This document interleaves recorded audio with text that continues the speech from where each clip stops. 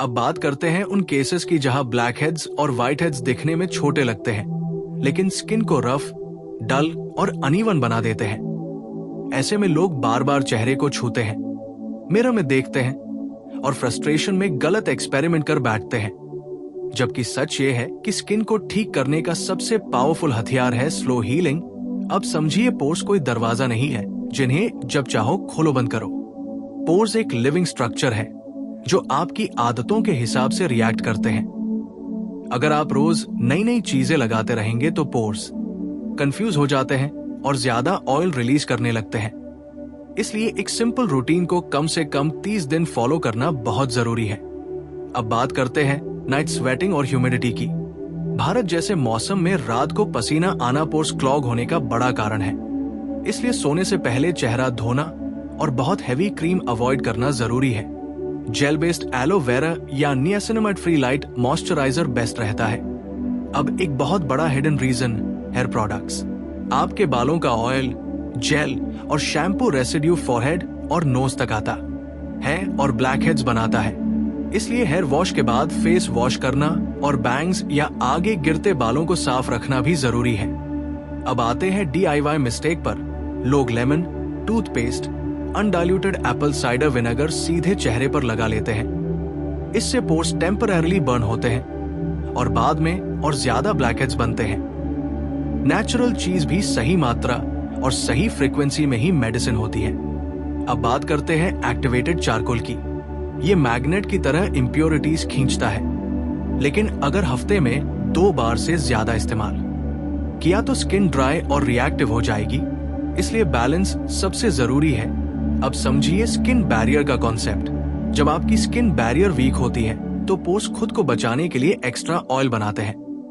इसलिए सिर्फ क्लीनिंग नहीं बल्कि बैरियर रिपेयर भी जरूरी है।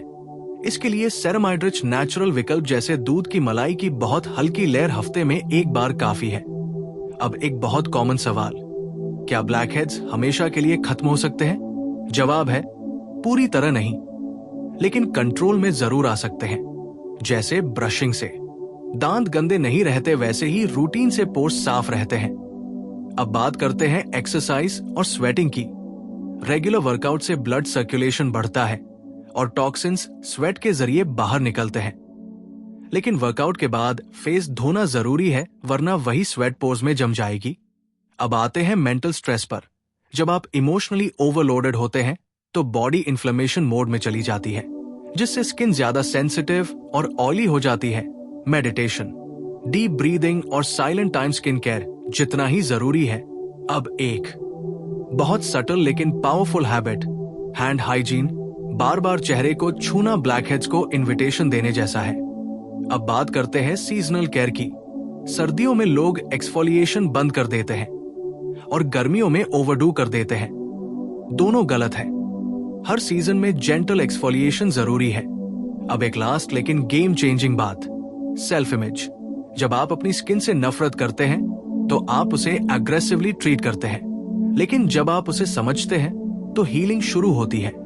ब्लैक हेड्स और व्हाइट हेड्स आपकी आइडेंटिटी नहीं है, ये सिर्फ सिग्नल्स है कि आपकी बॉडी आपसे थोड़ी अटेंशन मांग रही है। जब आप रूटीन, पेशेंस और अवेयरनेस के साथ केयर करेंगे तो स्किन खुद बैलेंस में आ जाएगी और एक दिन आप महसूस करेंगे कि अब आप ब्लैक हेड्स छुपाने के लिए नहीं बल्कि हेल्दी ग्लो दिखाने के लिए मिरर देखते हैं। यही असली जीत है। अब एक ऐसी सच्चाई की बात करते हैं जिसे बहुत कम लोग बताते हैं कि ब्लैक हेड्स और व्हाइट हेड्स सिर्फ स्किन की समस्या नहीं बल्कि लाइफस्टाइल डिसऑर्डर बन चुके हैं। क्योंकि आज की लाइफ में देर रात तक जागना, लगातार स्क्रीन देखना, प्रोसेस्ड फूड खाना और पानी कम पीना आम हो गया है और स्किन इन सब का पहला असर दिखाती है। अब समझिए, जब आपकी बॉडी डिहाइड्रेटेड होती है तो स्किन खुद को बचाने के लिए ज्यादा ऑयल प्रोड्यूस करती है।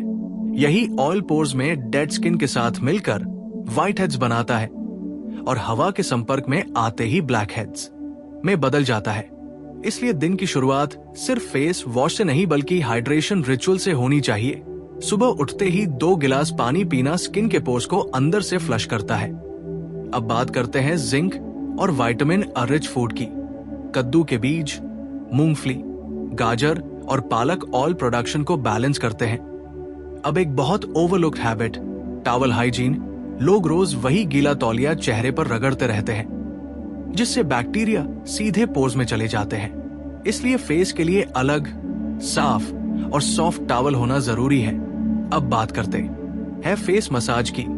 बहुत लोग सोचते हैं मसाज से पोर्स खुल जाते हैं। गलत मसाज से होते हैं, लेकिन सही दिशा में हल्का मसाज लिम्फेटिक ड्रेनेज करता है, जिससे टॉक्सिन्स बाहर निकलते हैं और पोर्स साफ रहते हैं। अब एक जरूरी बात उन लोगों के लिए जो बार बार नए प्रोडक्ट्स ट्राई करते हैं। स्किन को हीलिंग के लिए स्टेबिलिटी चाहिए। अगर आप हर 5 दिन में फेस वॉश, मास्क और क्रीम बदलते रहेंगे तो पोर्स कभी काम नहीं होंगे। इसलिए minimum products plus maximum consistency ही असली सोल्यूशन है।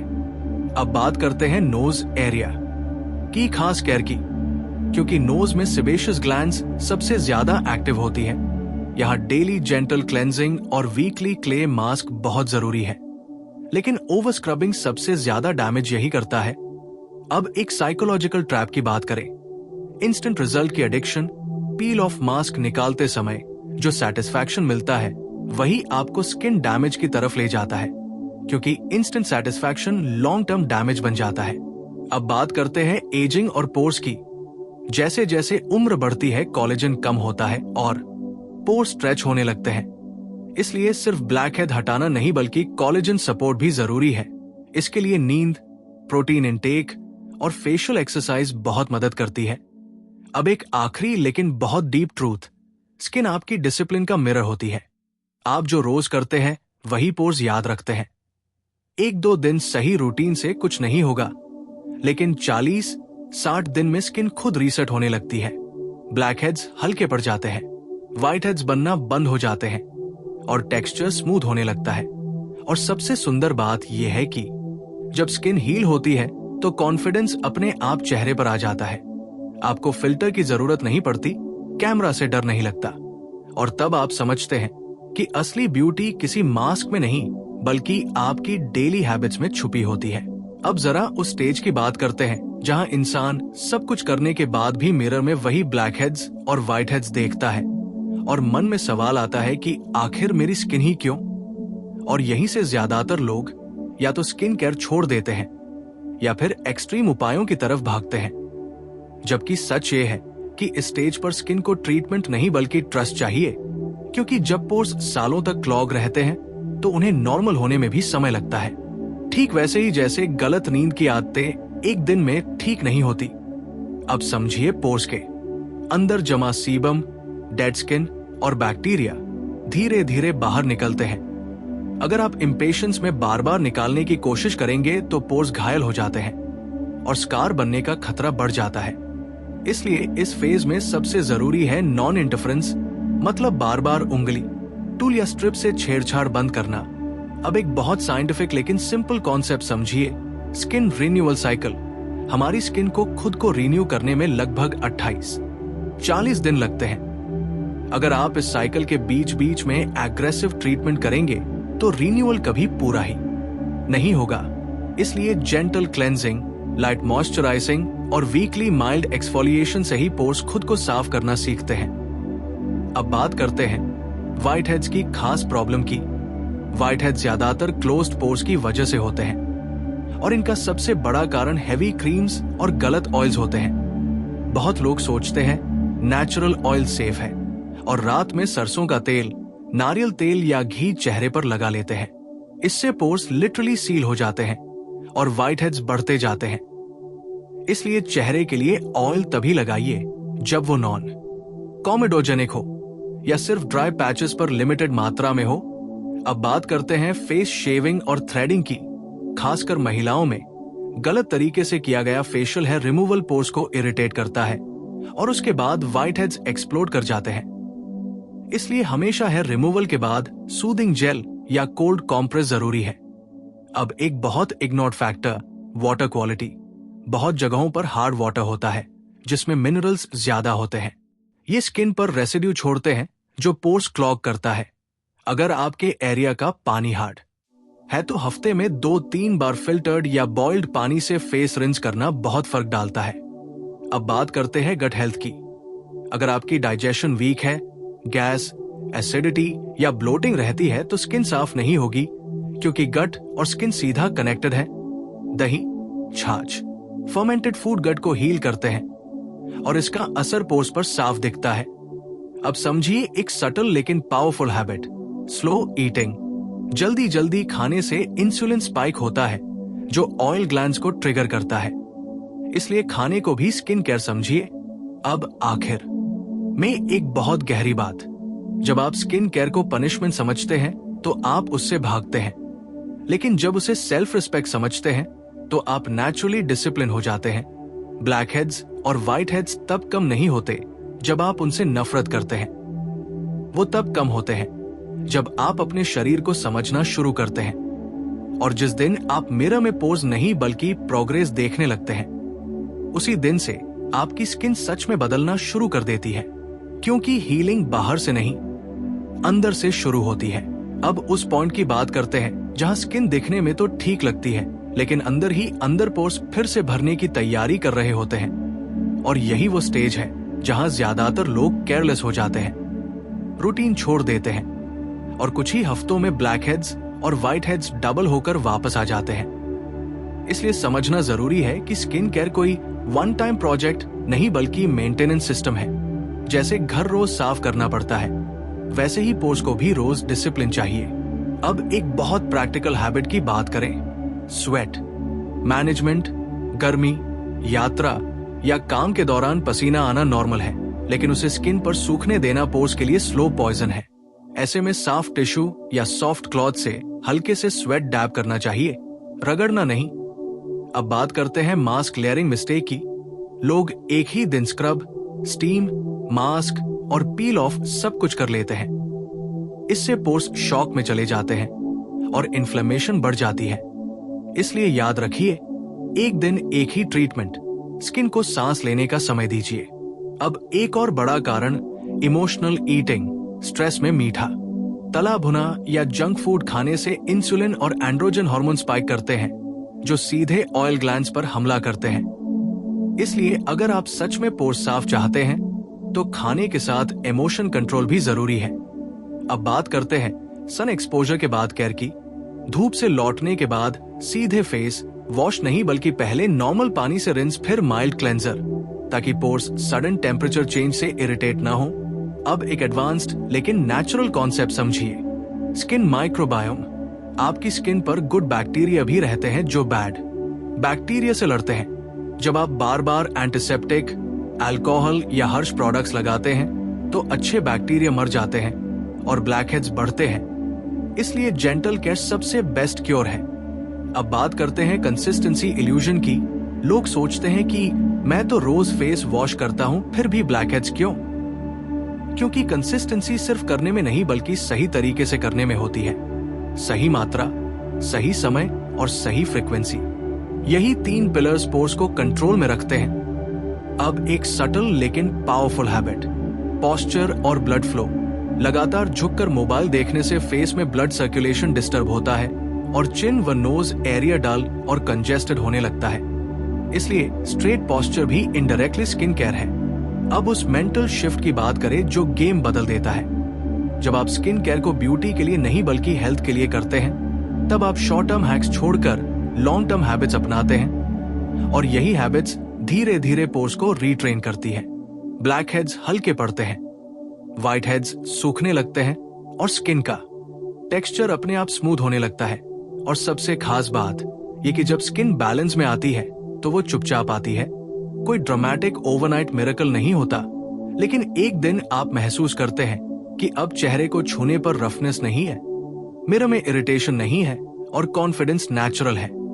यही साइन है कि आपकी स्किन ने आपको एक्सेप्ट कर लिया है और अब वो खुद आपकी केयर का जवाब दे रही है।